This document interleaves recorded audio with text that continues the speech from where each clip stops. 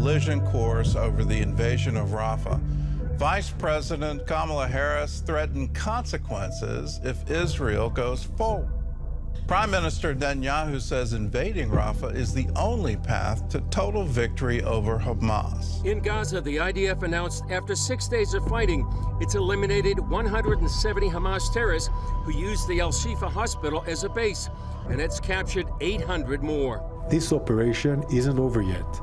Right now, Hamas and Islamic Jihad terrorists are barricading themselves inside the Shifa hospital wards. Hamas is destroying the Shifa hospital.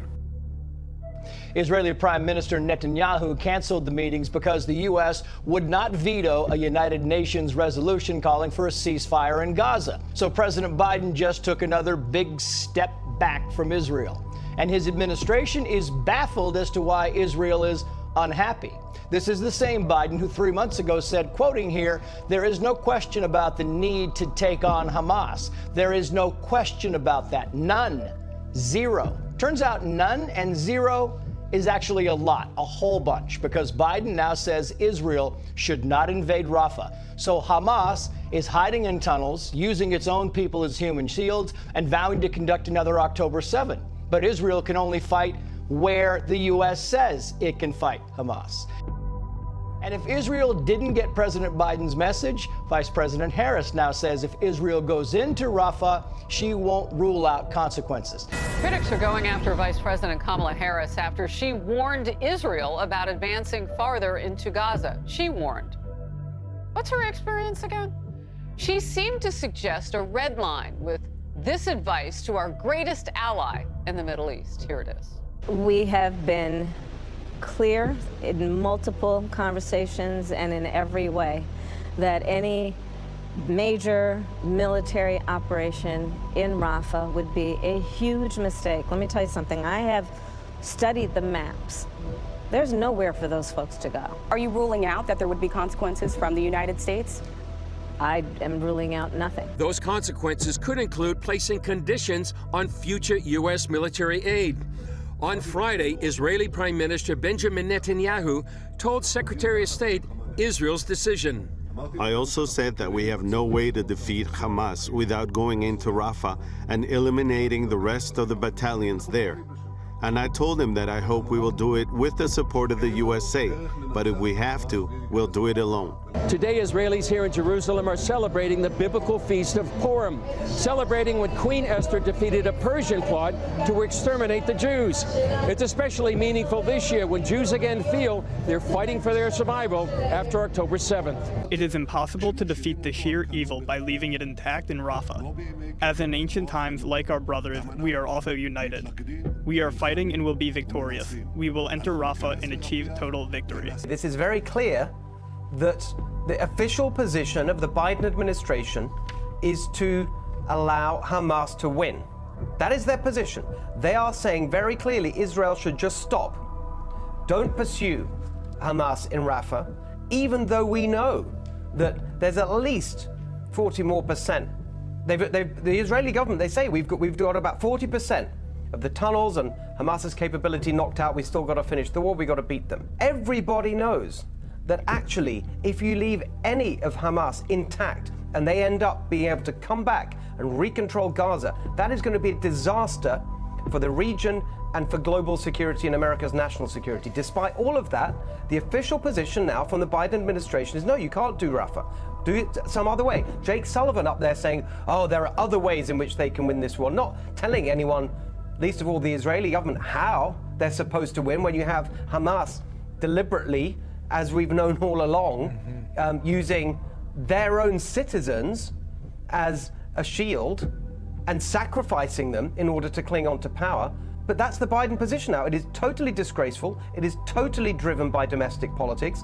John Kirby was not telling the truth there when he said that these decisions are made in the U.S. national interest. They're not. They're made in Joe Biden's political interest. And this is what I've said all along about Joe Biden. This is why you can never trust Joe Biden.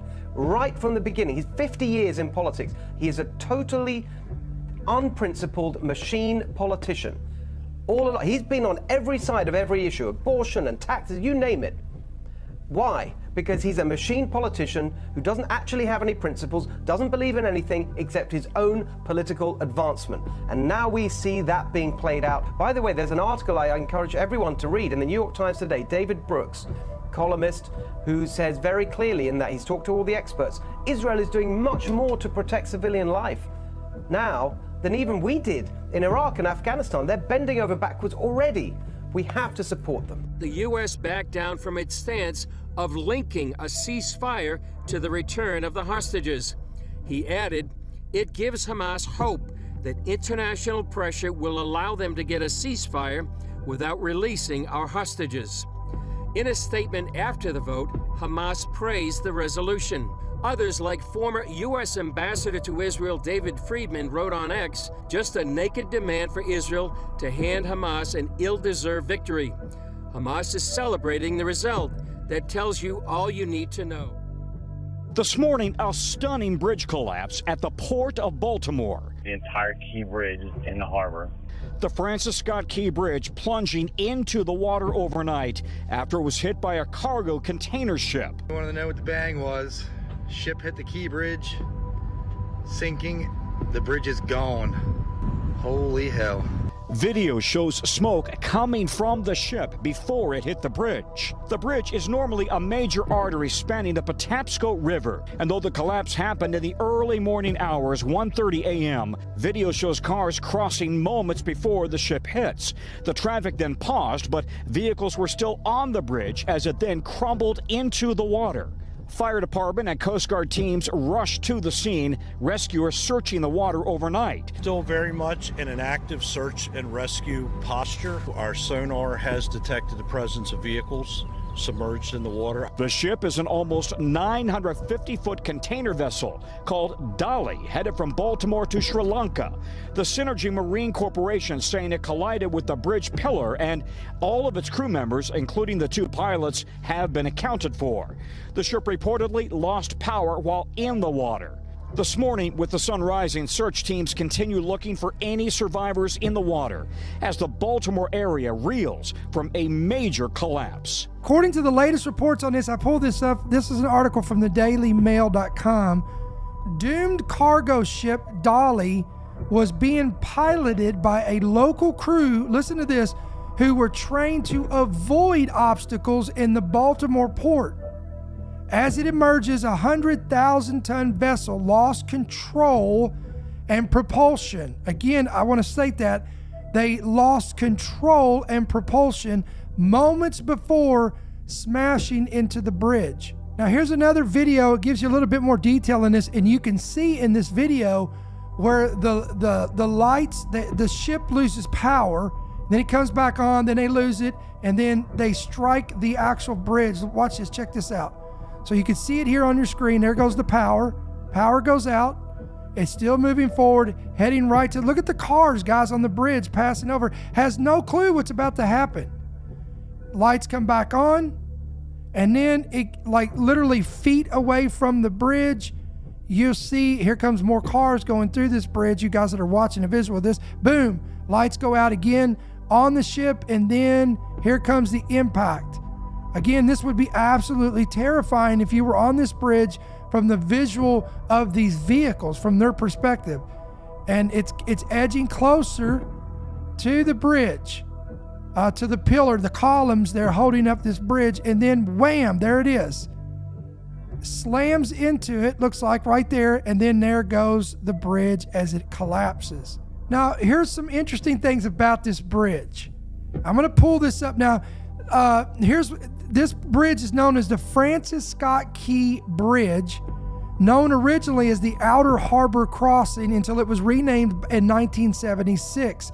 This is it's known simply as the Key Bridge or Beltway Bridge. This is like a main artery bridge. They're running through this area. Now, the bridge was named after Francis Scott Key. He may sound familiar. Some of you guys may know this, may not know this, but he actually was the author of the text of the U.S. national anthem, the Star-Spangled Banner. Now, why is this all interesting? Here's why it's interesting. The Star-Spangled Banner, again, Francis Scott Key was the author of the text of this national anthem, written during the War of 1812. Now, for some of you, if that time frame 1812 sounds significant, it's because it is. Now, I want to put a post up here for a moment. I want to stop here because I want to bring you back something that I believe is very interesting that happened 24 hours prior to this event in Baltimore, Maryland. Some of you may be aware of this, some of you may not. So within a 24-hour span, according to Reuters, Benjamin Netanyahu cancels Israeli delegation to the U.S. over UN Gaza vote. Look, check this out. Israeli Prime Minister Benjamin Netanyahu on Monday said he will not send a delegation as planned to Washington. Look at this. After the U.S. refrained from vetoing a UN Security Council proposal calling for a ceasefire in Gaza. And it wasn't calling for a ceasefire.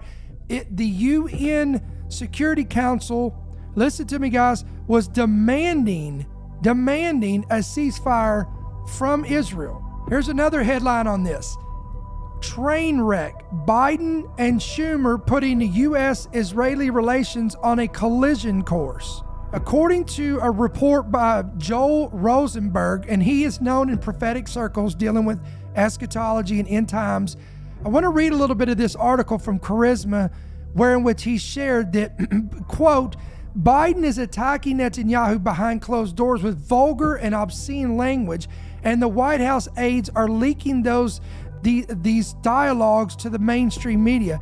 Biden, quote, is also demanding that Benjamin Netanyahu stop prosecuting the war against Hamas, telling the prime minister in a phone call that, listen to this, he will not support Israel invading the city of Rafah, the southernmost city in the Gaza Strip and the last stronghold of Hamas leaders and terrorists. Quote, if this weren't bad enough, Schumer is publicly attacking Netanyahu as the main obstacle to peace.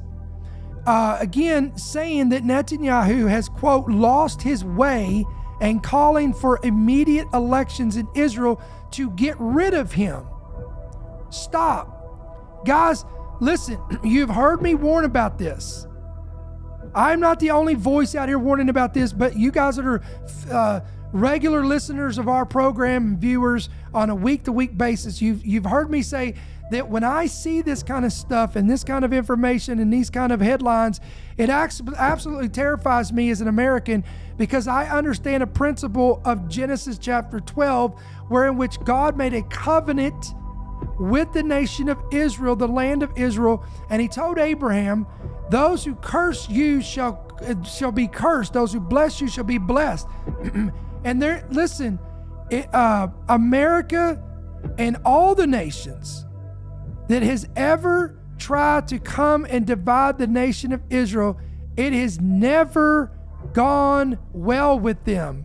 In fact, there is a man who wrote an entire book about this subject, William Koenig, who authored the book Eye to Eye, Facing the Consequences of Dividing Israel. This is an extraordinary research. And he goes into great detail about all these world leaders and U.S. presidents such as George H.W. Bush, Bill Clinton, George W. Bush, Barack Obama, all of these of which have in their presidency pressured or called on Israel to divide their land. As a result of this, as a consequence of this, America suffered some of the costliest insurance events, costliest hurricanes, largest tornado outbreaks, and the quote-unquote perfect storms, and even terror events that has transpired within a 24 to 48 hour basis from the time in which leaders, listen to me, stood up and called for the division of Israel or reacted in a derogatory manner in which they were turned their back against Israel. So consequently, listen to me, consequently, the United States of America, now again, headed and spearheaded by President Joe Biden, who is the current president, sitting president of the United States, refrained from vetoing, let me explain what that means. He did not stand in or stand up for or support the nation of Israel. He is, guys, I could pull up other articles and reports where individuals, insiders, people are saying that Biden is turning his back against the nation of Israel. This is something that we have feared for a long time, and we've warned about this because, again, Zechariah warns that in the last days that Jerusalem would become a cup of trembling, and he talks about the nations of the world would come against her to try to divide her, and they would find themselves fighting against God himself, and there would come swift judgment for it. So here we are 24 hours from the report of the U.S. turning their back against Israel, refusing to veto this collaboration of nations that are anti-Israel, demanding that there be a ceasefire, and now we have this disaster unfold in America. Remember, I just told you, there's a long track record. Guys, we could spend an hour and I could go through all these hurricanes and tornadoes and fires and disasters that were directly connected to that. For example, let me just give you a couple. In May of somewhere around, it was in 2011, I want to say it was in May, at that time it was President Barack Obama got up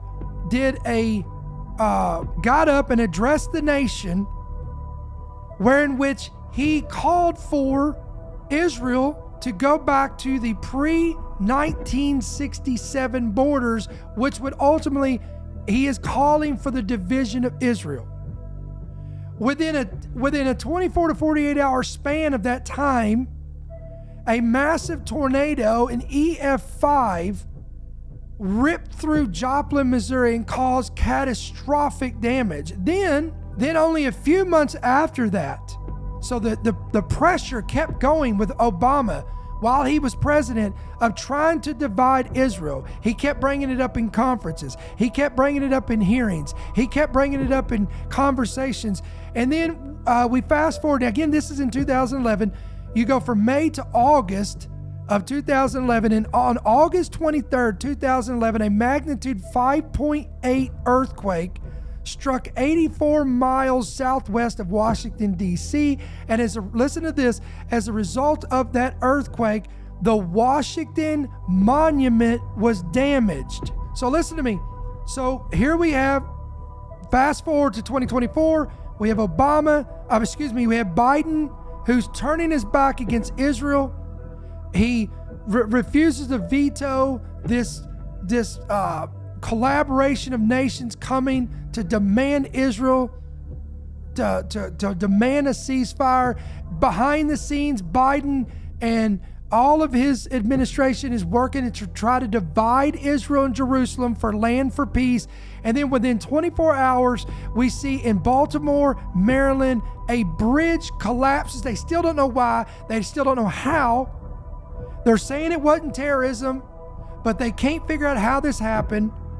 And consequently, the name of the bridge was Francis Scott Key Bridge, named after an individual who wrote the Star Spangled Banner in 1812. And again, if that sounds familiar to you, it should, because in 1812, there was what was called the War of 1812. And this war was a conflict between the United States and Great Britain. This is the war in which ultimately ended up in Washington being overrun by Britain, and they set fire to the White House. Are you kidding me?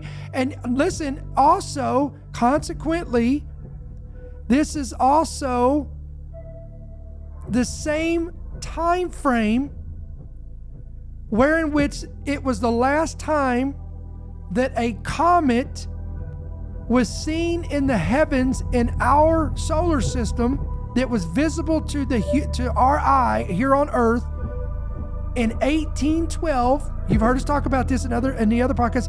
This is the same comet, guys, that has come back now and is now visible in the sky, and they're calling this thing this devil comet with horns. And it's going to be at its brightest peak on April 8th, which so happens to be the same time frame as this solar eclipse. Oh, but I'm sure it's all just a coincidence, right? Great earthquakes will be in divers places, and famines and pestilences and fearful signs and great signs shall there be from heaven. Now Luke mentions the great and fearful signs from heaven, but notice he says great earthquakes. So whatever the great and fearful signs in the heaven will be, whatever Jesus is talking about in this reference, is connected to earthquakes, famines, and pestilences.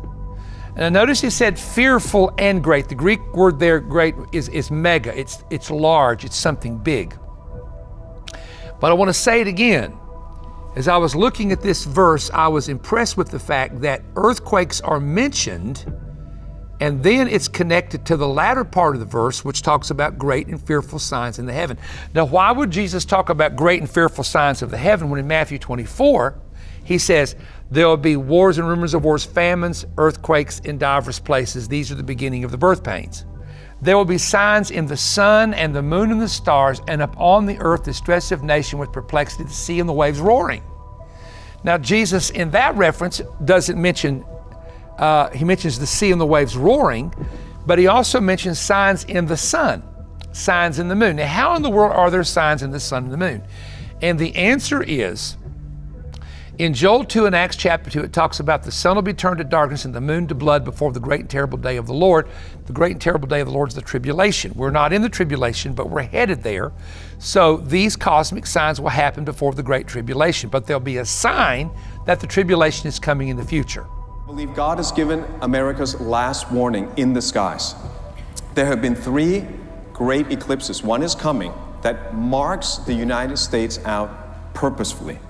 No other religion in the world, no other God in the world does this. The sun, moon, and stars obey his command. The first one went across the continental United States of 48 states on the 21st of August, 2017. I stood in Houston, Texas, and I proclaimed that this would be a judgment and God would give 7 years for America to repent. Hurricane Harvey came. It was calculated to be the costliest natural disaster in U.S. history. I was disappointed, though, that I didn't know where the location would be, and I came to find out prophecy is this way. You will learn and you will understand prophecy as it unfolds. Nobody gets to impress people with, well, I knew the future perfectly. No, you just got to preach the word, and as it unfolds, I believe when it's clear, when the true meaning is given of a prophecy, it's so clear that everyone says, well, that was obvious. How could we have not seen it? How could we deny it? That's the way prophecy works. God's not trying to hide things, he's trying to reveal things. So I stood there in Houston, and the place where I stood was flooded. And everybody in the whole city was flooded. And I just thought, Lord, why didn't you tell me ahead of time? I had to wait until the next solar eclipse. It was the October 14, 2023 eclipse, and I realized that that one crosses the next one in 2024, and it marks exactly the spot where Hurricane Harvey came. So now that that's confirmed, but we didn't overlay all 3 at that time. We just knew the 2. But now that we overlay all 3, we realize, you can see, there are 3 spots being marked out on the map. So those are the hot zones. That's where Little Egypt in Illinois has been marked out, probably an earthquake. Something has been marked out in Oregon, not sure yet what it is, but we've had fire in Texas, we've had water in Texas. I believe this last solar eclipse clearly points to Islam. So I want to explain this, because I don't think I've heard this and you've not heard this elsewhere. First of all, we had a sign that Jesus told us about in the New Testament called the sign of Jonah. And we need to read this. Jesus said twice, no sign, twice by the way, Matthew 12 and Matthew 16, no sign shall be given to it except the sign of the prophet Jonah. Now we spiritualize that and we say that, well, that's the sign of the resurrection, okay? But could it mean something else? I think the people in that time, even before the resurrection took place, understood what the sign of Jonah was. Take a look at the context of chapter 16, verse 4. What's the context? The previous verse. What does verse 3 say? Jesus said, you know how to discern the face of the sky, but you cannot discern the signs of the times? So what's the sign of Jonah? In context. If you don't interpret it, what is it? Something in the sky. Did he not say, look up? Everyone say, look up. All right, so what happened? In 763 BC, on the 15th of June, on our Gregorian calendar, there was a great total solar eclipse that went over Assyria, and specifically their capital city of Nineveh. So the sign of Jonah is at least that Assyrian or Bur-Segel eclipse in 763 BC, but not only that, there were two plagues that preceded the solar eclipse and followed the eclipse. The two plagues are recorded in Assyrian history in 765 BC and in 760 BC. Not only that, there was a great earthquake recorded in Amos 1:1. It's so famous, it just says, at that earthquake, at the time of that earthquake. It was the earthquake that everyone knew about, and it occurred in 760 BC. That's after the eclipse. You get an eclipse, you get an earthquake and a plague. You get an eclipse, you get an earthquake and a plague. That's the sign of Jonah. So without having to know the New Testament or Bible prophecy, every listener at the time of Jesus preaching would have understood. What's the sign of Jonah? Look up, discern, there was a total solar eclipse, a great earthquake, and a plague. Doesn't that match the four horses that we've been talking about in the book of Revelation? It's all there. You look at this. What is this? I think this is going to be the first time that you hear this revelation. What is this? Crescent moon? Symbol of Islam. Any Islamic country you're going to see on top of their mosque, this symbol. Okay, and it's called a crescent moon. However, the moon never looks like this. Did you ever stop and ask yourself, when does the moon ever look like this? And the answer is never. The moon never looks like this. This is what our moon looks like. In all phases, I put them all up, like every phase that you can imagine and draw. And that crescent moon does not look like that at all. So what is it? Can I suggest to you something? Even if they don't know that they're doing it, God will use all these things prophetically. Take a look at what this is. Now the inner circle is too small, by the way. That's why it doesn't look like the moon. The inner circle that's blocking this object is too small. So, does it not look like an annular solar eclipse? The symbol of Islam is a solar eclipse. Astronomically speaking, right? The drawers may not be aware of that, but astronomically speaking, it is an inaccurate picture of the moon. It is an accurate picture of a solar eclipse. And it's specifically an annular solar eclipse where the object that's blocking it is too small. And what happened last October? Annular solar eclipse. Then if we're not smart enough to figure this out, the universal symbol of Islam is actually an annular solar eclipse. I'll give you the other view. Whichever way it comes in, it looks like the crescent of Islam. And what is God drawing over the United States? One crescent. As it blocks, you're going to see more crescents, but 3 solar eclipses. And where do they go? They go over Jonah and 11 Ninevehs. Now, a lot of people debate this, so I'm just going to put it up so that people know. I don't know why people are repeating 7, but here it is. Nineveh, Texas, Nineveh, Missouri, Nineveh, Indiana, Ohio, Pennsylvania twice, Virginia, New York, Nova Scotia, Canada twice, Kentucky misspelled, Nineveh with a V-A-H. So that's 11. There it is. So could God be more clear? This is the sign of Jonah. This is the one that goes over Jonah, goes over Nineveh. It is over an Islamic region back in 763 BC. We got the dragon washing up on the shore, and we got the symbol of Islam over the United States. So, Jesus said twice in Matthew to look for the sign of Jonah. The sign of Jonah historically went over an Islamic region. The April 8th eclipse crosses 1 Jonah and 11 Ninevehs. Could it be more clear? And remember, the green horse, which Pastor John saw in a vision, will include death by Islam. Death by a great sword. And that's coming soon too. So all of it is converging. Whichever way you want to look at Bible prophecy right now, I know if you're not Christian, you'll be scared to death, but don't be scared. We have a hope. We are the winners in the end. Jesus is the winner. Amen?